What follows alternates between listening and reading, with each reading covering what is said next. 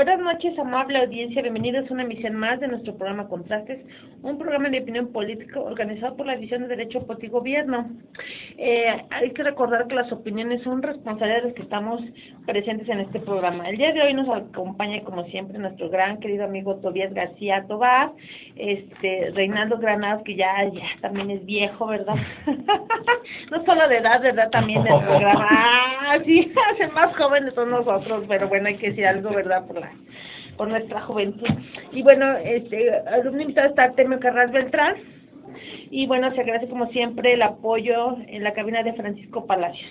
El día de hoy vamos a ver 4 temas y digamos, un análisis sobre Colombia, ¿no? El primer tema que será Alianza PRI-PAN, el segundo, los jóvenes, el incremento del consumo de marihuana, esto me parece de verdad atroz, y Guanajuato tiene sus problemas.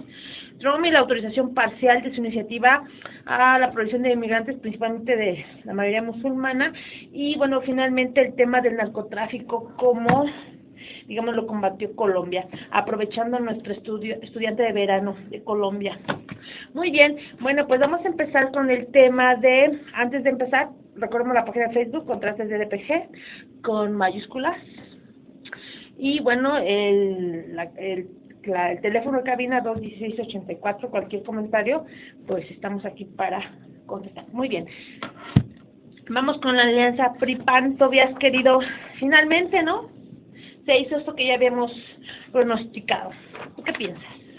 ¿Hace posible? Porque están criticando, y eso no va a lograr nada. Sí, bueno, esta reunión que acaba de tener el Consejo Nacional del PRD es clarísimo y no es más que la concreción de lo que efectivamente ya habíamos avanzado hace algunos programas. Era prácticamente natural que se diera que se dé esta alianza, porque efectivamente todavía falta concretarse, aun cuando Alejandra Barrales habla de un frente amplio democrático, lo cual trata de buscar un poco alinearse, me parece, con la idea que ha traído manejando Mancera, en el sentido de que se expandan los horizontes para tratar de atraer el mayor número de fuerzas posibles. Lo que nos da a entender que por lo menos hay entendimiento entre Mancera y Alejandra Barrales. De entrada, no sé si con el PAN, ¿no? Pero ya con ella. Por otro lado, también el asunto es cómo lo está tomando el PAN, porque finalmente hay voces a favor que saben que enfrentan un adversario poderoso en este momento, porque también hay que recordar que varían las proclividades electorales y que efectivamente uno de los factores de incremento de la popularidad de Morena fue el gasolinazo, eso es indiscutible. Entre otros, pero eso fue importantísimo y ha empezado a diluirse el efecto. Hay que ver qué va a pasar con esta discusión que está dando en el INE a propósito de que los presidentes de los partidos o presidentas de los partidos políticos ya no tengan que estar apareciendo tanto en promocionales. Hay que ver también las tendencias económicas, cómo se dan en estos próximos meses, y por supuesto los reacomodos, porque en este momento pues parecería que va PAN, PRD, y quién sabe si alguien podría sumarse este frente, ¿no? Exacto. Por otro lado, líder de Panal, por otro lado Morena PT, en principio, ¿no? Habrá que ver también, es cierto, cómo se abren nichos individuales para algunos políticos que estén en algún partido y no obtengan las candidaturas y puedan ser acogidos por otras de las alianzas. Eso también va a ocurrir.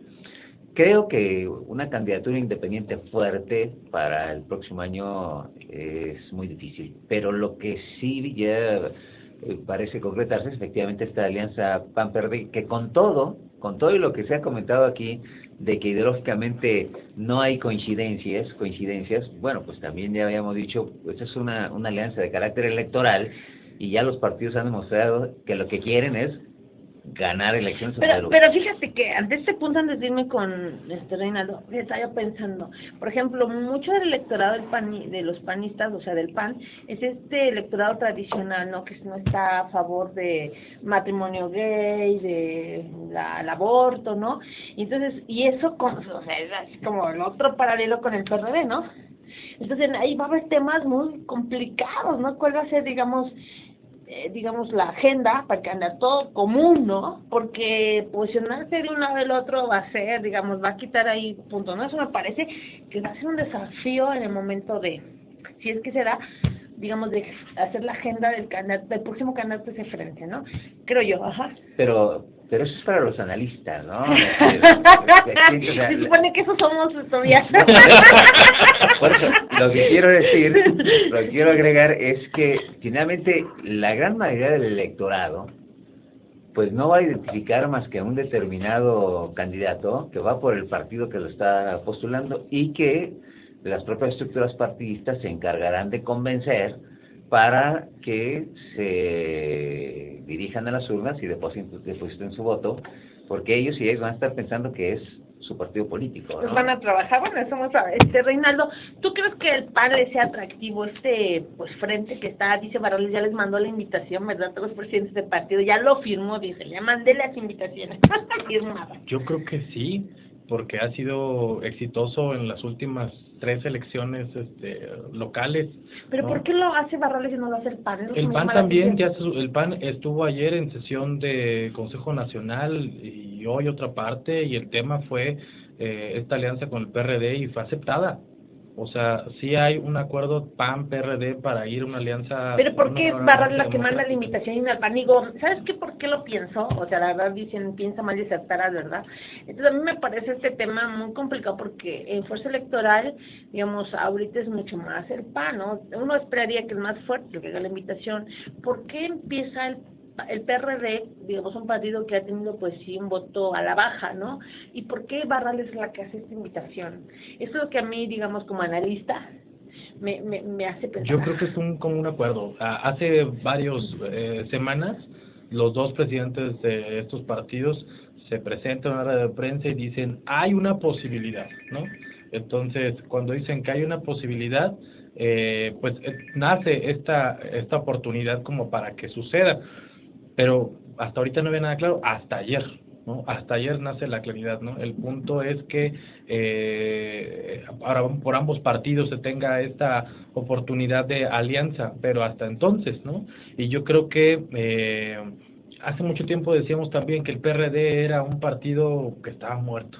Estaba muriendo y en agonía, ay, sí, ¿no? Para que veas nos equivocamos. Pero fue gracias, principalmente. Pero fue gracias a esta alianza que el PRD ¿no? resucitó. Sí, y uno de los gobernadores opositores a las alianzas panistas era hoy un precandidato del PRD, que es Aureoles, el gobernador de Michoacán, y estuvo en primera fila tras el acuerdo del Consejo Nacional del PRD. Entonces creo que hay muchos buenos filtros y muchas muy buenas acciones, ¿no? Por parte de estos dos partidos.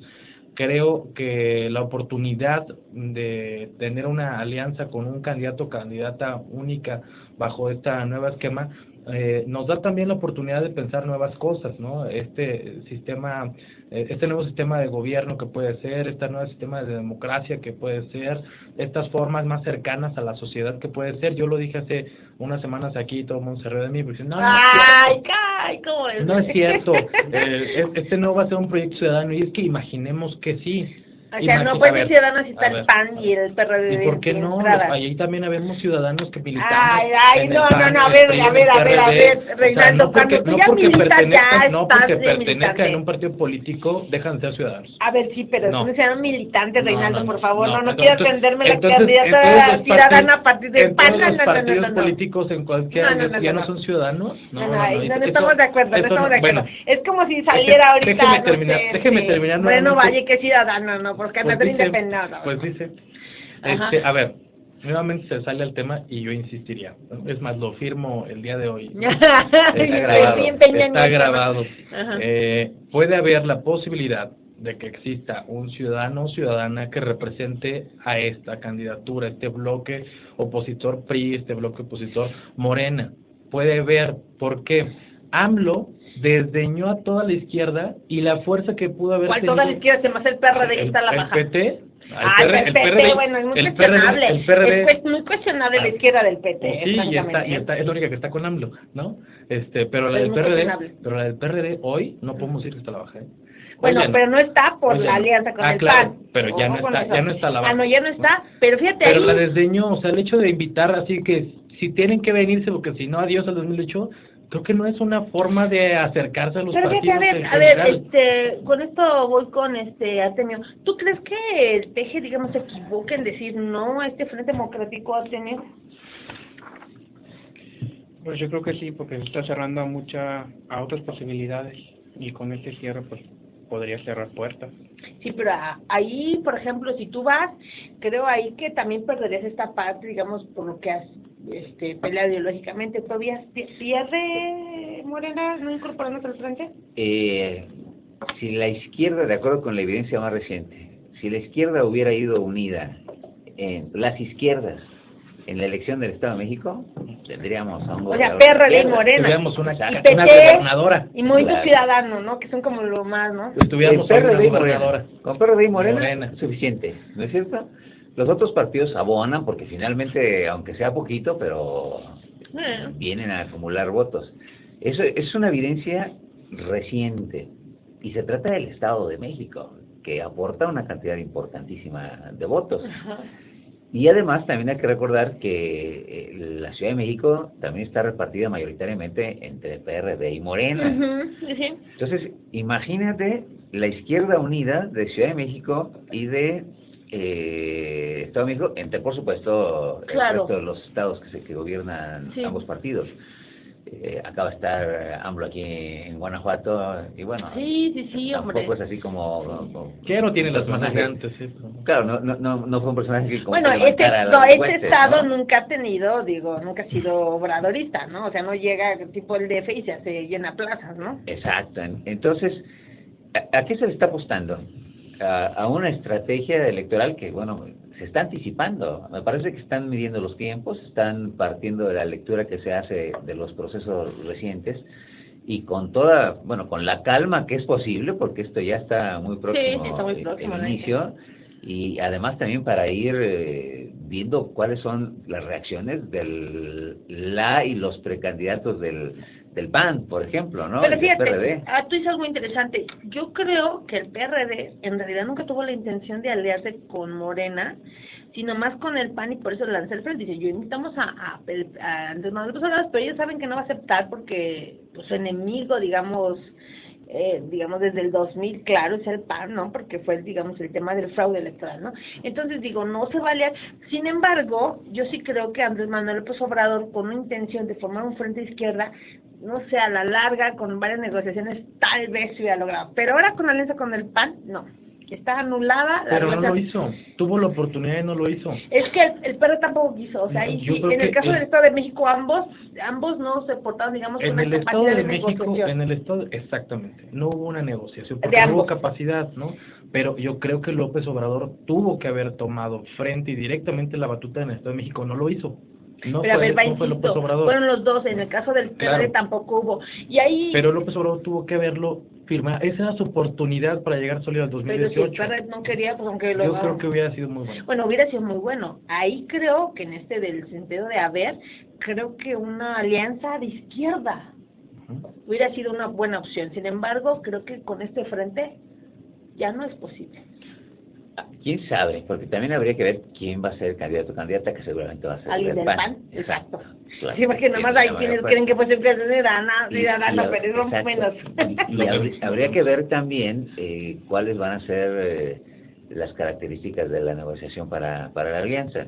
Porque sí, puede anticiparse en el futuro, o sea, una coalición ahorita, y estarán vendiendo un gobierno de coalición también, ¿no? Entonces, la coalición electoral que tiene un propósito inmediato, que es hay que ganar, porque hay que ganar, ¿no? O sea, es una fijación que tienen los partidos. Gana las elecciones, suma, esa es una expresión común, hay que sumar todo lo que sea posible, porque pues para poder decidir primero hay que tener la posición. Y estarán anticipando en el ánimo del electorado la idea de que será un gobierno de coalición, y podrán estar anticipando nombres como lo hacía López Obrador, ¿no? Que decía, este es el gabinete alterno, ¿no? Este es el gabinete, estos van a ser los hombres y las mujeres que me van a acompañar cuando yo llegue a gobernar. Sí. Que es algo que no resulta tan usual en este país, pero que para él en determinado momento era importante porque resultaba atractivo para la gente decir, bueno, estos son los perfiles, y entonces ya no nada más se trata de un proyecto individualista, porque es lo que se le ha criticado de manera recurrente. Ahora, fíjate que aquí esto se pone muy interesante, porque pues ojalá, como habíamos dicho, también el ciudadano tendrá que, el programa pasado, tomar, digamos, en cuenta este fraude para entonces también, digamos, incorporar nuevas figuras o recuperar viejas como los observadores electorales nacionales e internacionales, ¿no? Pero también este frente también es una respuesta al fraude electoral del Estado de México desde los partidos políticos. Ahora, como van las cosas, se observa que va a haber una competencia política fuertísima entre PRI, Frente y Morena. Y va a estar pegado. Y fíjate que yo no soy fan de la segunda vuelta. Pero con este tema es que no sé, o sea, de verdad, pero o sea, van 13. Eso justo es lo que digo, ¿no? Nace entonces la posibilidad de tener una nueva forma de democracia mexicana, justo lo que decía, un gobierno de coalición, como gobierno.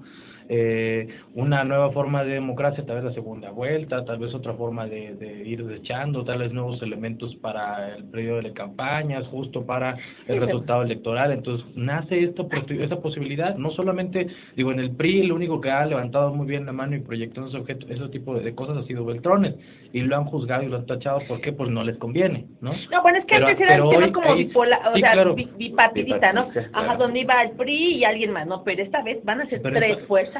Y eso se pone interesante. Pero creo que justo eso es lo que hace exitoso, o en principio, la calidad de éxito de este frente amplio. A reserva de que en algún programa discutamos el tema de la segunda vuelta, pero yo sí me atrevo a pronosticar. ¡Ay, qué tal! También lo firmas, ¿eh? No. Es pronóstico, igual que del tiempo. El día de hoy. Y el pronóstico implica que si las condiciones que existen en este momento se mantienen más o menos estables, habrá un resultado. Si sigue nublado, y con las menciones, es exacto. El pronóstico es que llueva, pero no necesariamente, por eso es pronóstico. No es una profecía, es otra cosa, ¿de acuerdo? Mi pronóstico es que la segunda vuelta estará instalada en México antes de 10 años. Pues sí, pues así es que con estas elecciones sí. Aun cuando el propio árbitro electoral ha manejado las grandes dificultades que tiene nuestro sistema electoral. Ay, no voy a compartir contigo la defensa del órgano electoral. Que es muy caro, o sea, con todo y que efectivamente no somos los franceses que lo arman en unas cuantas semanas, ¿no? Rapidísimo. Pero con todo y eso, es altísimamente probable que antes de una década tengamos una gran forma y vayamos a la segunda vuelta. Fíjate que yo no era fan, pero creo que tienen razón. No puede estar un gobierno, o sea, gobernar una nación, perdón la redundancia, con 20% de votos. El resultado del Estado de México, del Mazo al final del día es electo gobernador con 15%. Fíjate nada más. Está muy trágico, la verdad. Yo sí creo que eso no puede ceder. Lo eligió el 15% del electorado del Estado de México, que es el estado más grande en cuestión de electoral. Yo creo que sí, la verdad no soy fan de esto, pero sí creo que llegó en el momento una reestructuración en este sentido. Digo, no, hay mucho, ahora sí como es en tela donde cortarse, me parece que esto es un tema muy interesante, pero de entrada creo que se ponen ya las elecciones interesantes 2018 y yo creo que Morena sí va de manera aparte. Y va, el PRI va con el Partido Verde Ecologista de México y va con Nueva Alianza. 3 partidos. Y el PAN iría con el PRD. Pero Nueva Alianza, esta última jugó con Morena. Yo creo que en términos federales va a ir, bueno, pero eso sí no sé, bueno, es un pronóstico, ¿no? Diría todavía, yo me voy a pegar, me voy a pegar a los pronósticos. Pero va a ser interesante ver las reacciones, que todavía no las hemos visto, de los aspirantes a la candidatura a la presidencia por parte del PAN.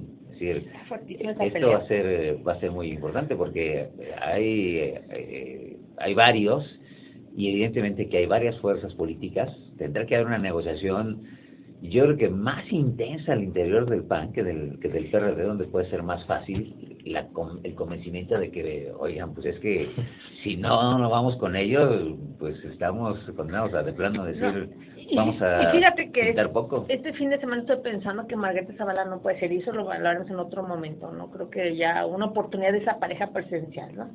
Entonces creo que vamos a ver, a analizar en su momento, ¿no? Este tema de los candidatos al interior del PAN, que me parece bien interesante, ¿no? Está Moreno Valle, está el presidente del PAN. Está Juan Carlos Romero. Juan Carlos Romero también. Ernesto Rufo Apel. Sí, ¿no? Y ya.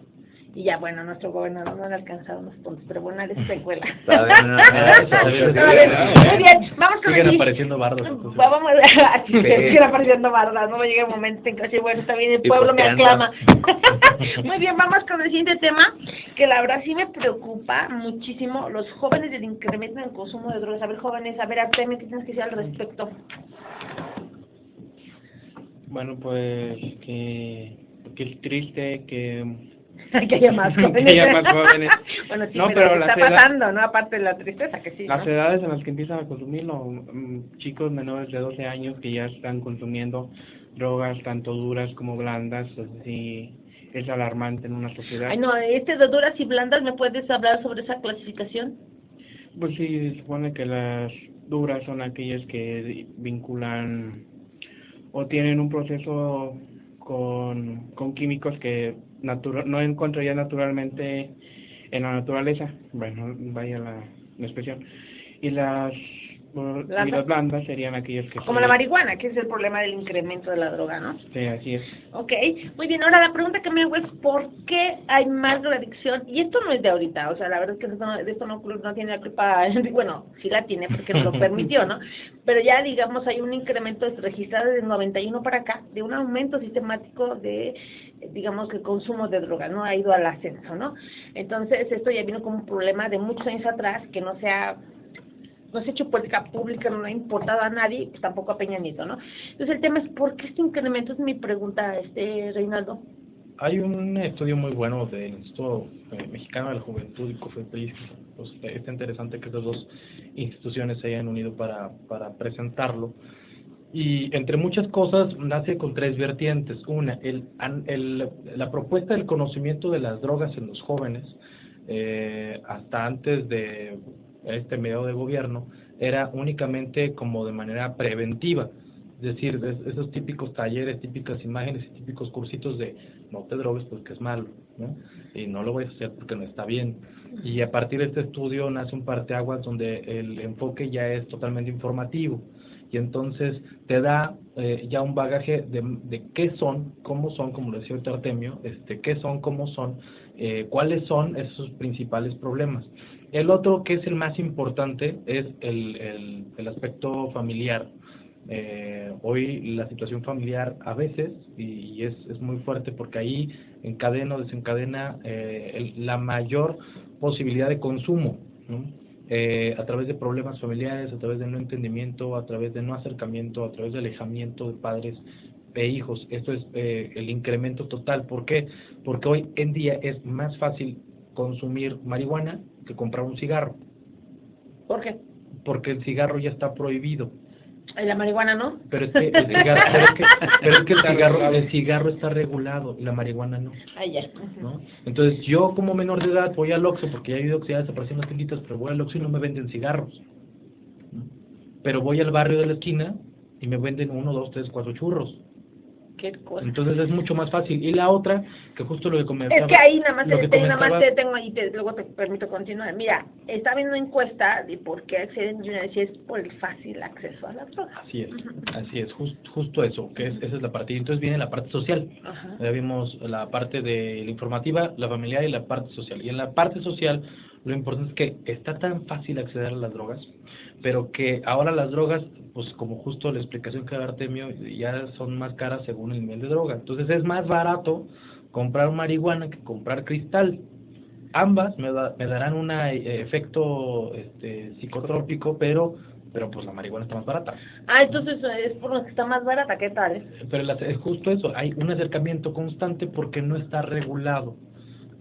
Entonces nace, ya va pues a la cancha del gobierno, y nace entonces esta propuesta de iniciar los análisis, de regular esta propuesta. No, y además fíjate que el otro día en este tema, que la verdad a mí sí me preocupa, porque pues cada vez vemos alumnos, no sé, todavía tú que has visto los alumnos, pero los míos, pues sí cada vez es más común, o por lo menos me entero más, ¿verdad? ¿Dónde da clases usted? Del tema del alcohol, de la droga, como un tema, pues, de los jóvenes en Guanajuato. O sea, no estamos hechos, digo, si bien ocupamos los primeros lugares a nivel nacional, lo cual tampoco me hace sentir mejor, o sea, pero sí vemos que hay un incremento de estas cosas en los jóvenes de Guanajuato. Me decían los alumnos que ya cuesta, mira, a veces hasta 20 pesos, 40, o sea, ya es también muy barato, etcétera, ¿no? Por ejemplo, ese es el tema. Esos 20 pesos alcanza para una cantidad mayores a 5 cigarros. 20 pesos con 4 cigarros, sí, claro. Tal, Con 20 pesos, ¿cuántas cajetillas? Trabajo para los jóvenes, entonces voy a estar informado sobre el tema. Con 20 pesos, ¿cuántas cajetillas de cigarro acá andamos a comprar? ¿Cuánto cuesta una caja? ¡Ni una! Ni una. ¡Qué miedo! Ni una, ¿no? ¡Qué miedo! Y sin embargo, insisto, esta acceso y accesibilidad de la droga en los jóvenes es importante, y justamente Arturo me tocaba un tema importante, la edad, ¿no? Como estoy desvinculado de mi familia a los 13, 14 años, las chavitas, porque hemos visto también este incremento, se embarazan, ¿no? Y los chavitos consumen más cantidad de drogas. Hoy también las mujeres hemos hablado en el tema, sí, claro, han incrementado, pero no tanto como los hombres. Sí. Hemos hablado que las mujeres, el incremento ha sido de embarazos adolescentes, ¿no? 12, 13 años. Y los jóvenes ha sido un incremento en el consumo de las drogas, 12, 13 años. ¿No? Y recuerdo hace muchos años que lo que todo el mundo decía, ¿cómo puede ser que un niño a esa edad fume? Pues ya no solamente fuma, ya se droga, ¿no? Y también tiene relaciones, ¿no? Entonces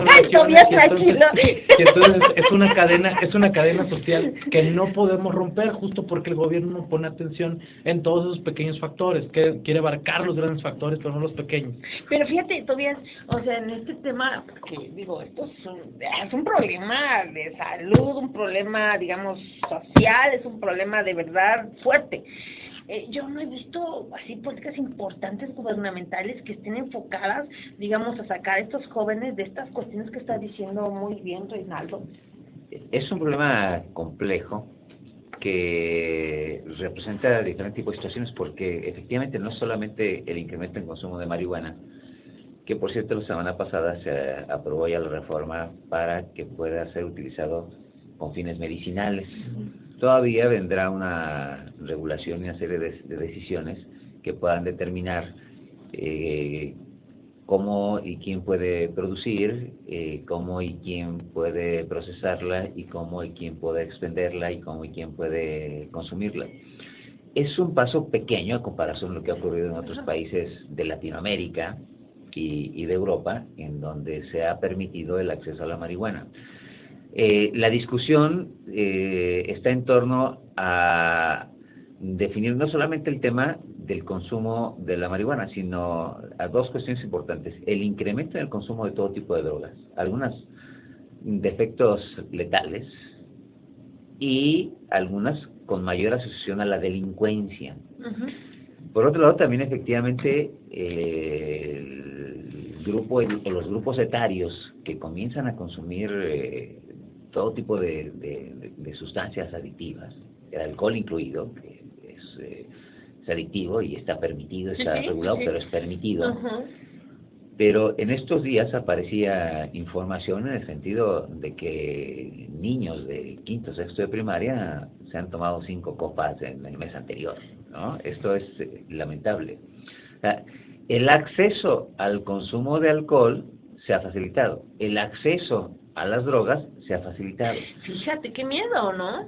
Pero sí hay una serie de medidas que se han adoptado, pero quizá de pronto ocurre que se persiguen efectos de psicología inversa, ¿no? O sea, la prohibición mueve a la tentación. Pero entonces, ¿cuál prohibición? Es que, como hemos dicho, o sea, se vende la marihuana en cualquier lado, y además de 20 pesos. Claro. ¿Para cuántos churros dijiste? Unos 4 o 5, imagínate. Pero está prohibida, hay una prohibición normativa, ¿no? Es decir, hay ciertos, porque incluso son conductas delictivas, están contempladas en la ley de salud. Hay un listado ahí donde aparecen un conjunto de sustancias que afectan la salud. Por eso aparece el capítulo de delitos contra la salud. Y encontramos todo tipo de drogas, ¿no? Es decir, la marihuana, por supuesto, el ácido lisérgico, el peyote. La cocaína es la segunda después de la marihuana. Pero además también los fármacos, ¿no? Que también están prohibidos, está prohibida su comercialización. ¿Qué es lo que tiene que hacerse? Quizá fue demasiado tibia esta reforma, porque finalmente el tema de identificar, primero, cómo lograr que los jóvenes no consuman o los niños o las niñas, los adolescentes, no consuman tan pronto drogas. ¿Cómo lograr después que haya una regulación en que en determinado momento se vaya abriendo no solo para usos medicinales, sino también bajo ciertas circunstancias como en otros países y en algunos estados de la Unión del Norte puedan en determinado momento consumirla para efectos lúdicos y también como ocurre en algún país de Europa. Tenemos un problema serio. Lo grave es, uno, el impacto que tenga en la salud y el nivel de adicción que pues, se pueda generar al grado de que haya esa y otras drogas que generen dependencia no solamente psicológica sino física. Sí. Segundo, en una población donde tenemos altos índices de marginación, donde tenemos un alto índice de violencia, donde estamos resintiendo lamentablemente en el entorno inmediato delitos cada vez más violentos, muchos de ellos se asocian con el tráfico de droga y mucho pues es de marihuana. ¿Qué es lo que ocurre si se da una transformación en la regulación? Pues evidentemente que en el momento en que, aun cuando esté a la mano, no necesariamente implica que todo el mundo pueda adquirirlo, ¿no? Por supuesto, esto tiene que ir asociado con procesos educativos, ¿no?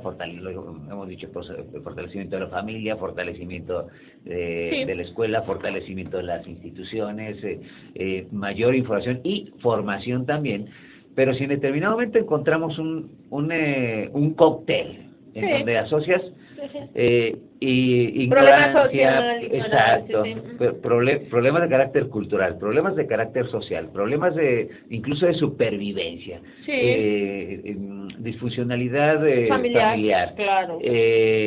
Una serie de distanciamientos con el entorno, frustración social también. El cóctel es negativo, o sea, tenemos que actuar pronto para instrumentar políticas públicas y medidas idóneas que nos permitan rescatar a nuestra... Fíjate, y con esto termino y nos vamos a un corte. Se da a los 12 o 13 años. Muchísimo. Bueno, la adolescencia, que es la parte más difícil psicológicamente, ¿no? Porque fíjate, tienes razón en el sentido de que, por ejemplo, el alcohol está regulado, pero sigue un aumento y más en jóvenes. Eso quiere decir que debe de ser varios los contextos donde se debe trabajar. Y coincido contigo, no hay políticas para que ayude a estos jóvenes, y si las hay, como dijiste muy bien, son muy débiles. Y creo que hoy nos debería de preocupar este sector que pues es el futuro de México. Y es un futuro que no solo recibe violencia física, emocional, ¿no?, monetaria, sino además ahora, pues en este tema me parece que estamos pues poniendo nuestro propio término como una nación, digamos, a futuro, donde nuestros jóvenes, digamos, están padeciendo distintos temas y uno de ellos es la drogadicción. Muy bien, vamos a un corte, regresamos. Bueno, vamos con el tema de espionaje a periodistas y activistas. Bueno, esto ya no hay que sorprendernos nada, ¿no? Después de pues todo el tema de muertes de periodistas, que además curiosamente, ¿no? Fíjense que estaba pensando cómo los investigadores que trabajan en el tema de narcotráfico han señalado que el gobierno, para facilitarse y legitimar muchos temas, todos los muertos son culpa del narcotráfico, ¿no? Con eso me parece a mí que están tratando de limpiar pues muchos problemas sociales y políticos, ¿no? El caso de los periodistas también es muy curioso, que todos los periodistas eran porque tenían temas con el narcotráfico, ¿no?, o la mayoría. Entonces, en este tema, que es un tema pues que nos ha colocado internacionalmente como un problema de derechos humanos muy grave, pues se suma esto de, pues digamos, el espionaje, ¿no? Entonces yo, estos temas, digo, para este programa parece como puros temas malos, ¿no? Pero ese es el tema que nos acontece en México. Artemio, digamos, estamos en este tema acabando, finiquitando el tema de libertad de expresión en México, o cuál es, o qué está, digamos, en el fondo esta crítica, donde se suman periodistas importantes, activistas importantes, ¿no? Entre ellos, pues, Carmen Aristegui, temas de defensores de derechos humanos, ¿no? ¿Qué está detrás de esto? Pues sí, estamos cortando y vigilando las voces de críticas hacia el gobierno, y es algo muy triste, porque por ello nos hemos dado cuenta de todo lo que hay detrás de la política, ¿no? Política y pública. Uh-huh. Muy bien, Tobías, digamos, a mí fíjate que me ha llamado mucho la atención. Yo siempre pensé que Carlos Loret de Mola pues era como diría, un vendido del sistema, ¿no? Y aparece en esta lista, ¿no? Ya, la verdad es que me impresiona nombres aquí, ¿no? Estamos acabando con la libertad de expresión, Tobías, querido. Yo creo que no. Lo cierto es que estamos encontrándonos con algo ya conocido, pero que evidentemente genera un impacto en este momento de mayor contundencia, porque hay una denuncia de diferentes grupos que se unifican. Sí. Es la prensa, los medios de comunicación, son los activistas, uh-huh. Los defensores de los derechos humanos. Ajá, pro derechos humanos. Exactamente, que y bueno, también quienes estuvieron haciendo la actividad de impulso para que se reformaran leyes anticorrupción, gente con compromiso social, algunos también tienen una carrera académica. Ese es el asunto, ¿no? Pero yo creo que cuando Snowden dio por primera ocasión uh-huh. el gran campanazo de WikiLeaks, sí, que es espionaje a los políticos. Exacto, en ese momento el mundo despertó y se dio cuenta de algo que quizá intuía. Uh-huh. Es posible poder penetrar a cualquier sistema de comunicación. Sí, es cierto. Algunos con mayor sofisticación y otros menos. El hackeo es algo que ha existido en los últimos años. Y que llegó para quedarse además. Exacto. Uh-huh. Es decir, la tecnología está tan avanzada que en determinado momento incluso hacen recomendaciones de que apaguen sus celulares porque es posible que alguien esté ahí porque por casualidad dejaron abierto el Bluetooth o algo y estén ahí robándole su información. Un mundo inseguro. Exactamente. O sea, estamos viviendo una serie de amenazas frente a la seguridad de las personas, la libertad de las personas y la privacidad. Tan es así que son derechos que tienen que ser preservados. Tratados internacionales y la propia Constitución establece la inviolabilidad de las comunicaciones, porque esto tiene que ver con una serie de libertades que tiene el ser humano para poder establecer con toda tranquilidad y confianza comunicación, para poder recibir información, para poder estarla transmitiendo, para tener la certeza de que está hablando con quien quiera, de lo que quiera y nadie se va a enterar, y que está asociado también a la privacidad, pero no es lo único. Esto es fundamental. En el momento en que alguien ingresa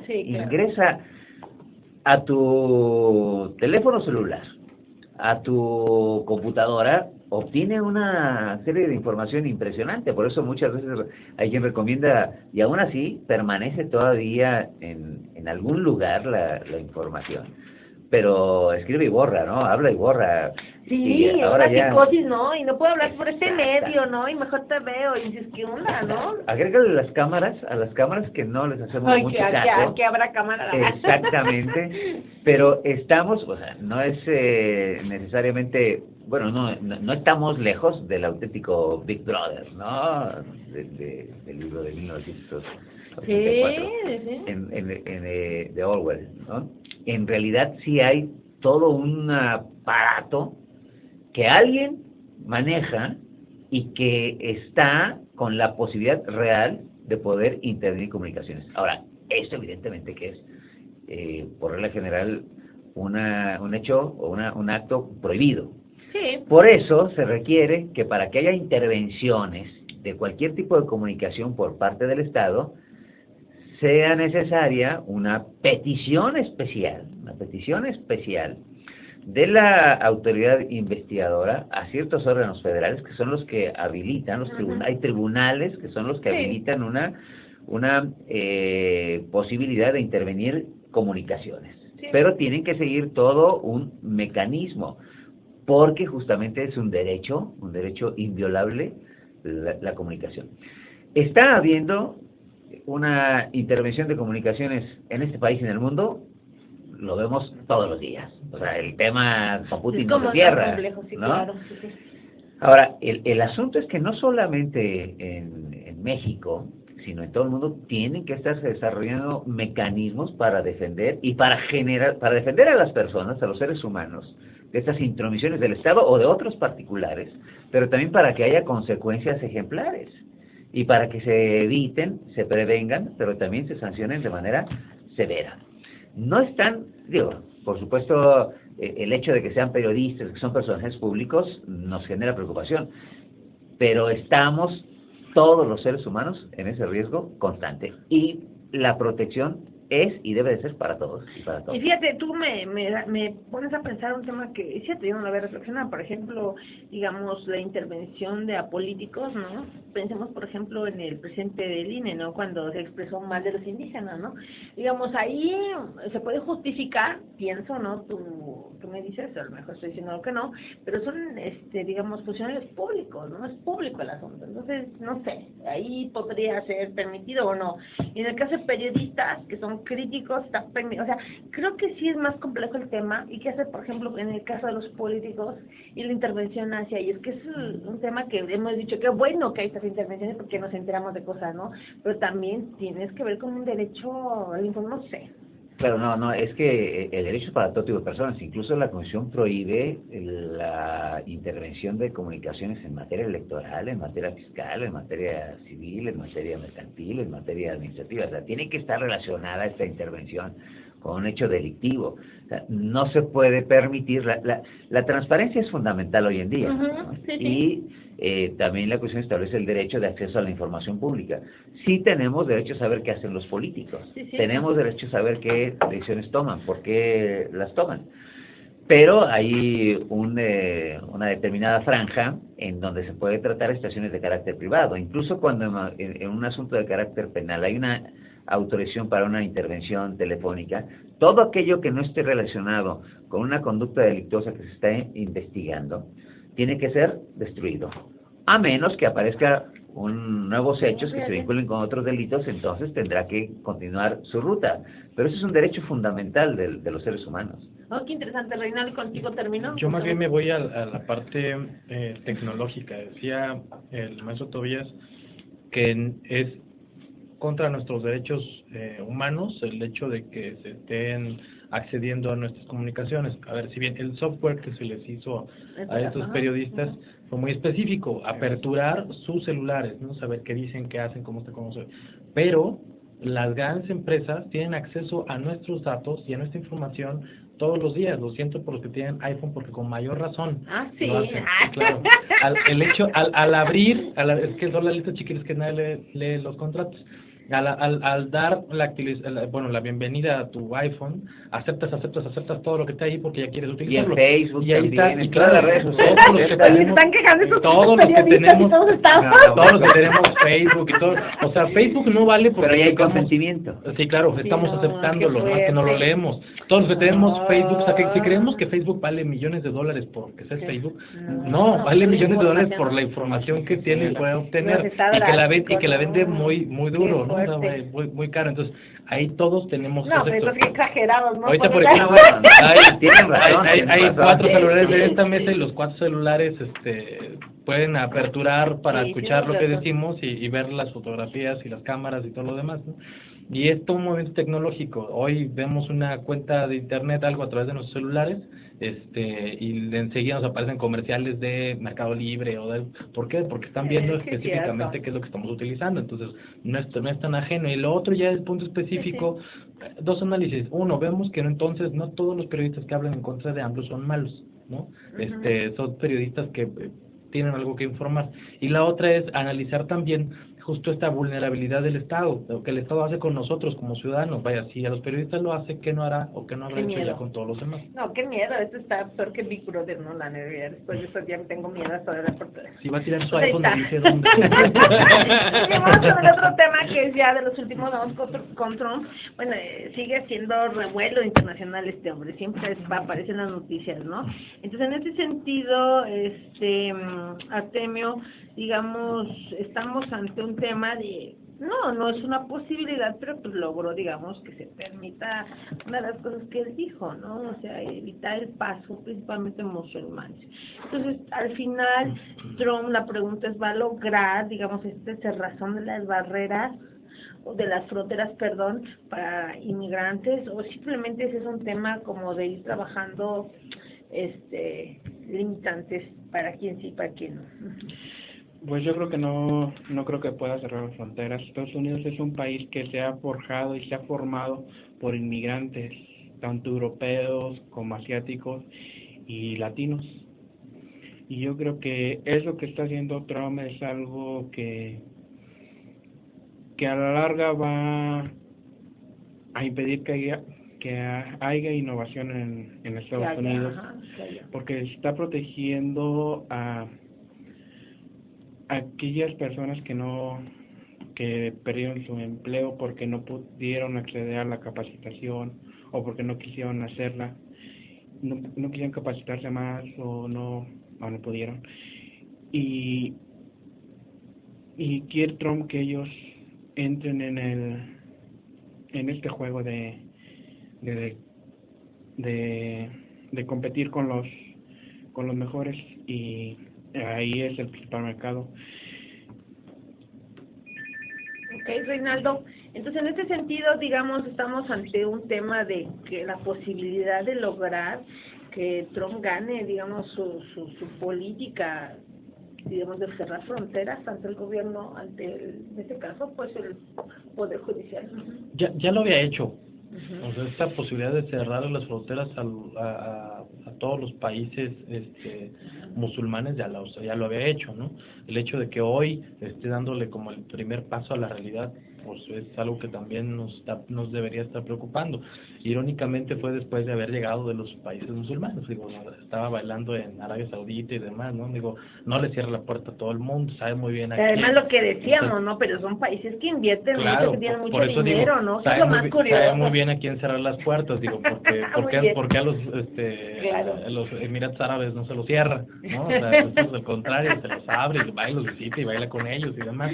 Claro. O sea, le cierra las puertas a aquellos que representan una amenaza sobre el tema. Y entonces no está tan desligado la propuesta de Trump sobre los antecedentes en Europa.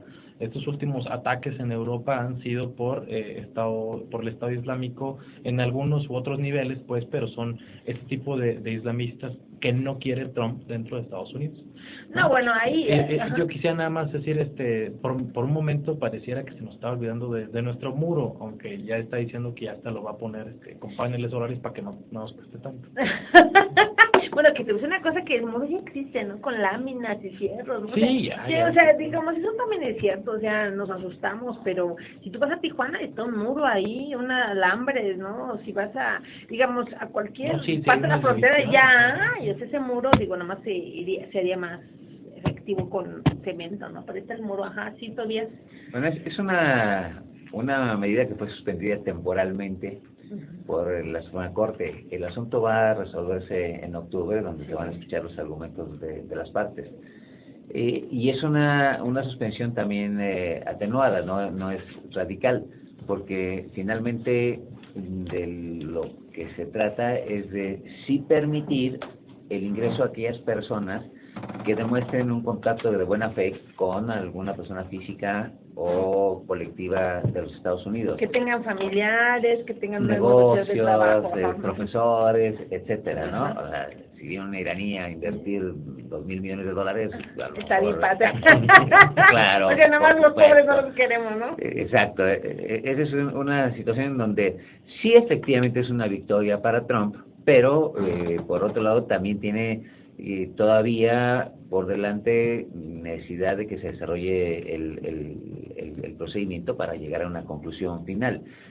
porque, bueno, en última instancia le permiten que impida el acceso a los nacionales de estos países, que efectivamente también es una manifestación de islamofobia, por supuesto, parcial, porque sí, no está en contra. Pero además es el enemigo como nada más, un enemigo ficticio que se está formando para generar, digamos, esto que hacen muy bien los gringos, ¿no? Siempre tener un enemigo bélico para justificar armas, justificar hasta invasiones, ¿no? Así es. O sea, es una política que ni tan siquiera es de Trump, o sea, es eterna en Estados Unidos, ¿no? Pues, muy bien, vamos con el último tema y yo creo que vamos a estar pendientes de los acuerdos que en este caso se decide a la nación norteamericana, pero coincido ampliamente con Tobias, ¿no? Esta parte de esta cultura bélica de los norteamericanos y que en cada periodo parece que estrenan enemigos, ¿no? Muy bien, vamos con el último tema de Colombia. Aquí en el caso de Colombia es interesante cómo, a pesar que es una nación hermana, en el sentido no solo de América Latina, sino por el narcotráfico, que lo cual no es digno de aplaudirse, pero pues eso, digamos, mejor habla por el mariachi, el cafecito. Somos hermanos de narcotráfico. Como ya no estamos colombianizando, ¿no? Así como un orgullo, ¿no? Eso está muy triste. Entonces, en ese sentido, creo que Colombia ha logrado cosas que no queremos reconocer los mexicanos y que sí me gustaría mucho que nos platicaras cómo Colombia logró un poco, digamos, combatir este tema de la invasión del narco en el estado, Nayarita. Bueno, el tema del narcotráfico en Colombia tiene una implicación directa en la vida política, social y económica, siendo un factor muy importante para la política, porque muchos políticos colombianos se vieron involucrados dentro del narcotráfico, pero pues también para el conflicto armado, ya que sus fuerzas fueron una de las principales que estuvieron cultivando y esparciendo pues la coca por todo el mundo. Entonces, ¿cómo Colombia lograba atacar pues estos narcotraficantes? Entonces, el gobierno colombiano desde los años 90 ha iniciado una guerra contra las drogas. Entonces, Estados Unidos y algunos países europeos son los que más han contribuido a esto y han proveído al gobierno de ayuda logística, financiera, para incluir planes que ayudaran a atacar ese narcotráfico tan grande que había. Entonces, un plan que tuvo mucho auge se llamó Plan Colombia, que fue un plan que firmó el gobierno colombiano con el gobierno estadounidense, que en aquel entonces era Clinton. Entonces, en este Plan Colombia lo que se hizo fue hacer unas estrategias antinarcóticas de mayor nivel. Entonces, desde los años 90 gracias a Estados Unidos, pues se compraron muchos aviones, helicópteros y todo eso, que lo que se hizo fue fumigar. Entonces fumigaron todas las zonas que se creían que habían estos cultivos. Entonces lo que hizo fue fumigar, erradicar, llegar con el ejército armado, llegar a esa población donde sí muchos campesinos pues eran los que estaban ahí, pues porque estaban obligados a cultivarlo. Pero entonces lo que se hizo fue llegar, erradicar con todo lo que se pudo gracias a ese Plan Colombia. También otro de los golpes importantes que se dieron fue contra el cartel de Medellín, que pues era Pablo Escobar, el que es muy conocido por las drogas, y el cartel de Cali. Entonces lo que se hizo fue empezar a desmantelar estos carteles y pues a sus principales dirigentes, para que de esta manera el narcotráfico fuese perdiendo auge y los que lo controlaban pues ya no estuviesen. Entonces, otro muy importante aparte del Plan Colombia fue la expedición de la ley de extradición y se promulgó un Estatuto Nacional de Estupefacientes. Entonces, esta ley de extradición se logró que Salvatore Mancuso y todos los mayores narcotraficantes del país se lograran extraditar a Estados Unidos. Entonces, esto creó una presión social y también dentro de los grupos, porque ya no simplemente iba a ser al narco que se lo llevaban a una cárcel colombiana, a tener todas las comodidades por ser narcotraficante y por tener dinero, sino que en este estatuto se contempló que estos narcotraficantes iban a ser extraditados a Estados Unidos y no se iban a poder volver a traer. Entonces esto sí ya creó una presión mayor entre ellos, porque ya iba a estar en otro país. Es más, hay hasta canciones de eso, de que ya iban a estar en otros países y pues ya obviamente ya la situación cambiaba. Entonces esta ley de extradición brindó herramientas para la fabricación, tráfico, porte de estupefacientes, para absolutamente todo. Entonces, bueno, a pesar de todos estos programas, del 2000 al 2008, Colombia fue catalogado por el Departamento de Estados Unidos como el mayor productor de cocaína, produciendo el 70% de la cocaína en el mundo y siendo el que tenía el 90% de la economía de la coca a nivel mundial. O sea, imagínense, ser el que más produce y el que más distribuye. Se decía que casi toda la coca del mundo era colombiana, imagínense, el 70 y el 90% era un problema, ¿no?, de monopolio en el mercado. Sí, teníamos el monopolio mundial. Entonces, bueno, entonces al terminar ya el año pasado, en 6 años se lograron incautar 1.000 toneladas de cocaína a bandas criminales que se han ido desmantelando.